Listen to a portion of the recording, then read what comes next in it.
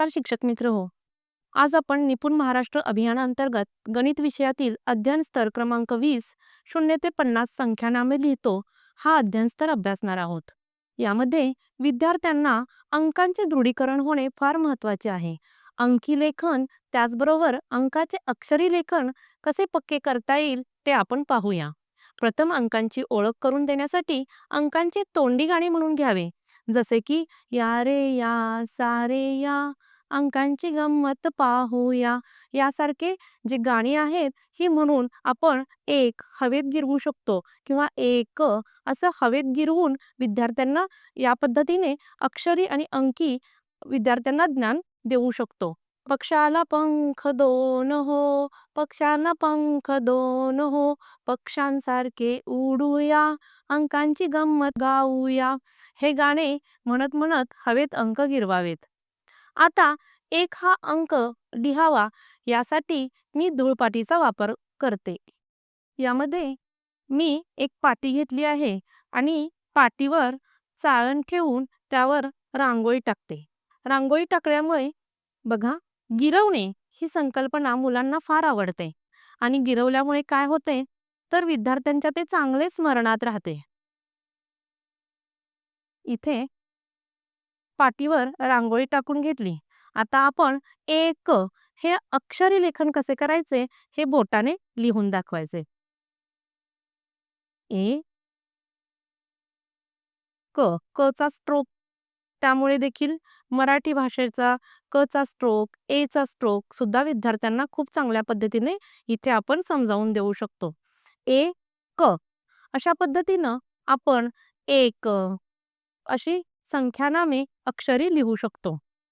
याच पद्धतीने चिकट कामातून देखील आपण विद्यार्थ्यांना अंकांची गोडी लावू शकतो. इथे 6 अंक हा 6 हरभऱ्याच्या डाळीपासून लिहिलेला आहे. यामध्ये हरभरा डाळीचा काय उपयोग किंवा हरभरा डाळ कुठे कुठे वापरली जाते, कोणकोणत्या चांगल्या कामासाठी आपण या डाळीचा वापर करतो, हे प्रश्न सुद्धा आपण विद्यार्थ्यांना विचारू शकतो.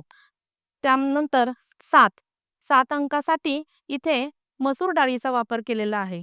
मसूर डाळ ही रोजच्या जेवणात आपण कुठं वापरतो, तुम्हाला मसूर डाळ कुठे कुठे दिसते, असं आपण विचारून विद्यार्थ्यांचे ज्ञान जागृत करू शकतो. यानंतर इथं 8 हा अंक देखील डाळींपासून चिटकवून तयार केलेला आहे, चिकटकामातून तयार केलेला आहे. यामध्ये 8 या अंकासाठी तूर डाळ वापरलेली आहे. तूर डाळ कुठे पिकते, कोठून येते, हे या पिकांची माहिती आपल्याला देता येते. इथे 9 पीठ तयार होतं. ज्या तृणधान्य म्हणजे पीठ तयार करण्यासाठी तृणधान्य वापरली जातात, तर गव्हापासून पीठ तयार करू शकतो. म्हणजे 9 लिहिण्यासाठी इथं गव्हाचा वापर केलेला आहे. न उ असं आपण अक्षरी त्यांना लिहून दाखवून त्यांच्यावर हे बिंबवू शकतो. जर आपल्याला डाळीच नाही मिळाल्या तर आपण खडे, बिया, मणी, टिकल्या, थर्माकोलचे गोळे वापरून देखील विद्यार्थ्यांचे अक्षरी लेखन पक्के करून घेऊ शकतो. इथे मी 10 हा अंक, एक दशक 10 अंक या अंकाला टिकल्या चिटकवून तुम्हाला दाखवलेले आहेत. याच पद्धतीने तुम्ही 0 ते 50 पर्यंतचे सर्व अंकांचे अक्षरी व अंकी लेखन चिटकवून चिकट कामातून देखील विद्यार्थ्यांचे दृढीकरण करून घेऊ शकतो. आपले अंकांचे दृढीकरण हे पक्के झाले का नाही हे तपासण्यासाठी आपण स्वाध्यायाचा वापर करूया. मग स्वाध्यायासाठी काय करायचंय तर एखादे कार्ड घ्यायचं आणि या कार्डवर इथं मी 3 फुलं काढलेली आहेत. फुलं मोजा आणि ते अक्षरात लिहून दाखवा. त्याच पद्धतीने विद्यार्थी फुलं मोजतील आणि त्याच्या पाठीमागं 3 असं शब्दामध्ये लिहितील. शिवाय जोड्या लावा. एका साईडला आपण 4 चांदण्या आणि त्याची जोडी 4 लिहून त्या पद्धतीनं जोड्या सुद्धा लावू शकतो.